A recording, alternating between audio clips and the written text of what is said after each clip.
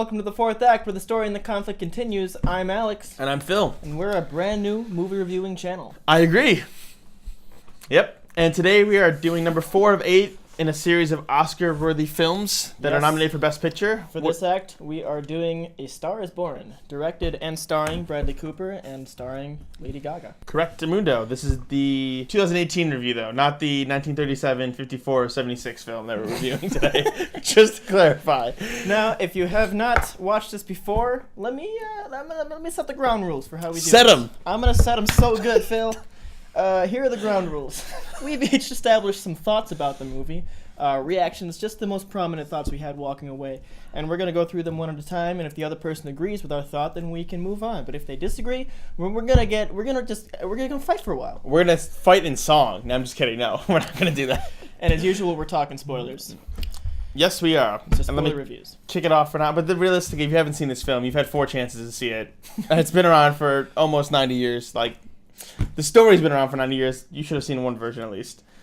I haven't seen any of them. Neither have I, but we're telling you you're wrong, even though we're wrong. All right, go ahead. I feel like there wasn't enough character development with most of the relationships, especially the brothers. Disagree. Can I explain? No. No, let me explain. No, you're wrong. No, stop. Okay, go ahead. Fine. The scenes that Sam Elliott and Bradley Cooper share, there's only a very few scenes and there's very little dialogue, and I never really felt for Bradley Cooper's character from the start. You can look. You and don't I need just more scenes.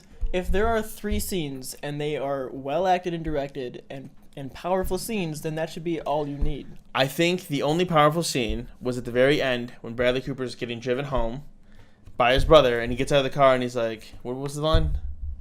I didn't steal your voice. It was Dad's. Yeah, basically. that was a very powerful scene. That was. That's the one that they were leading up to with the other 2 scenes. There was more than 2, but the other ones didn't seem to lead up to it enough. Personally, the relationship was just kind of disagree. They don't have to say that much. A picture's worth 1,000 words. But I do think the relationship with him and Dave Chappelle was really good. Thought that was a pretty. They're actually friends in real life. That's how he was cast. Oh really? Yeah. Like we're best friends. Yeah. Hey. I'll go next. Proud of you, I really buddy. appreciated the authentic singing because they sang in the shots. It wasn't lip syncing. And I, as a musician, I really love when they do that. Les Mis did it. You gotta as plug well, yourself, and I of loved course. It. Yes. I did not like Les Mis. You not see Les didn't Mis. see Les Mis. I know you. All right, you agree. I know that. Thank you. I too agree with a good performance and not just honing it in and lip syncing. Yeah. Did Rami Malek lip sync in Bohemian Rhapsody? Yeah. I think, He did. So, but he was. But that's Queen, so you have Yeah, to. but that was good. That as well. I think I don't know if this is editing or just like the storytelling, but I feel like the movie jumped around a lot. I feel like it was just a collection of scenes, if you will, that didn't feel blended nicely. Well, every movie is a collection of scenes, Phil. No, but like I don't know. No, I disagree. No, you made fun of me first. Now I get to talk. No, I just feel like it just jumped. I feel like there was just so much jumping and jumping and jumping around. Like there was like Bradley Cooper performs. What are you talking about? He meets her at the bar. They go to the grocery store. There's that whole like thing with the fight. He's trying to woo her. It's moving very fast. That's a No, hold on. collection. Yes, that's how the story goes. It feels like a very collection. It doesn't seem like it's seamlessly pieced together. Okay, because then like he's performing at the Greek Theater in Los Angeles. She just performs randomly with him. Okay. Wait a minute. We're going down the rabbit hole, and then it goes viral, of course. And then he's like, hey, come on tour with me. And they go to Arizona. And there's like this really like important scene. Falls for her. I know, but like everything happens so fast. It does happen fast, but it's not like a random collection of scenes. I feel like it's just not pieced together nicely. Look, I give you this one thing: the fact that she can sing a song in a parking lot like just once, and suddenly he remembers every lyric and can play it on the stage. And yes, that's very weird too. I didn't think about that. That's kind of ridiculous.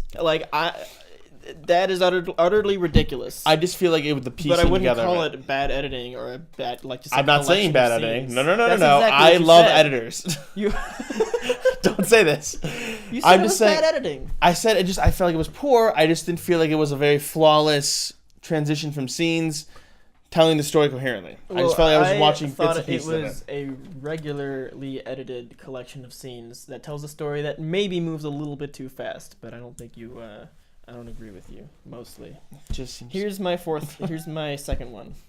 This was a moment I absolutely loved. The metaphor Sam Elliott talking about there's 12 You went- notes in an octave. You went to music school. We get Repeat, it. and when you get to the top of the octave, it repeats. Just like a story has 12 steps in a hero's journey. Look it up. It's how every story goes, and a story is circular.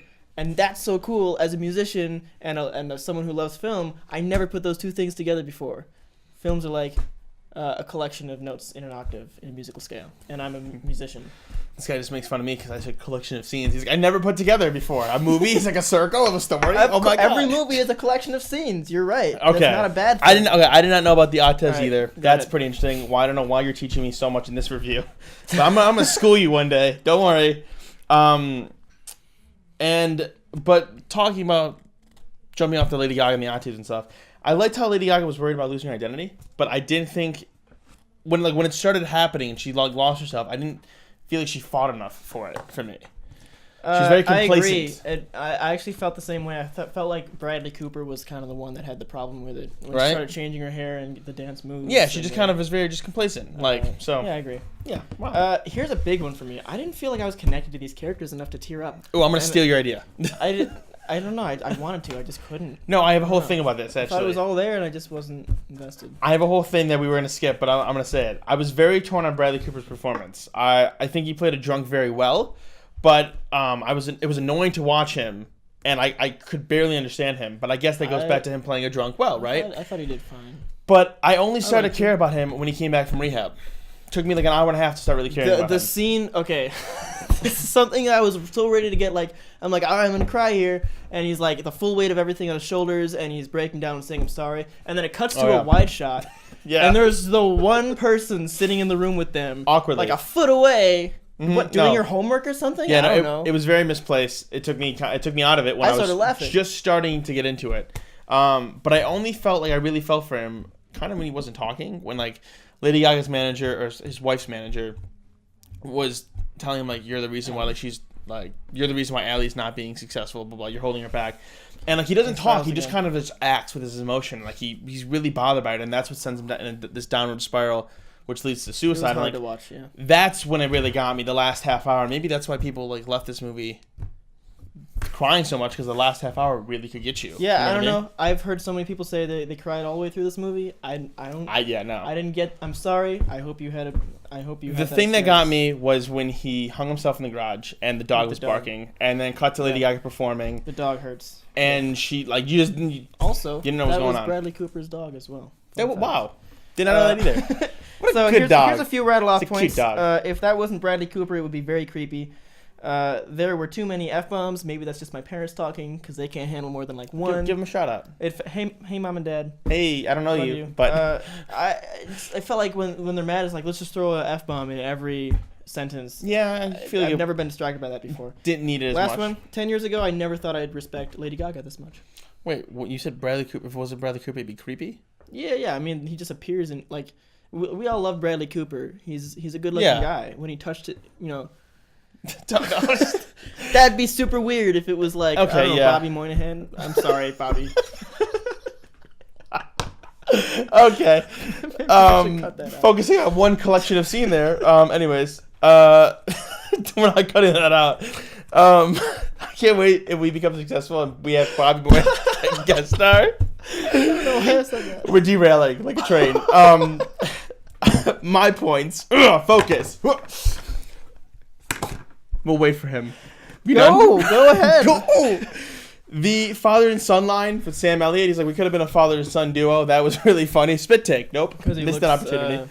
Yeah, because he looks older than him. And then the ring from a string was a sweet moment when Bradley Cooper cuts the string from the guitar and asks Allie to marry him.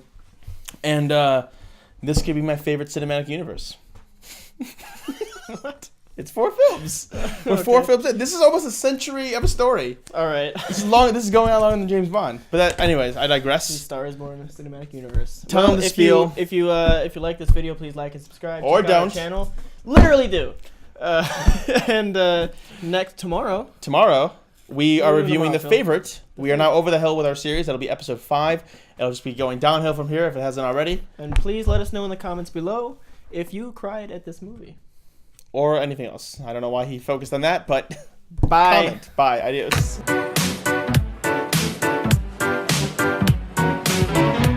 Real quick, Alex, I think you have something to say. Yes. I apologize to Bobby Moynihan and any big fans of Bobby Moynihan.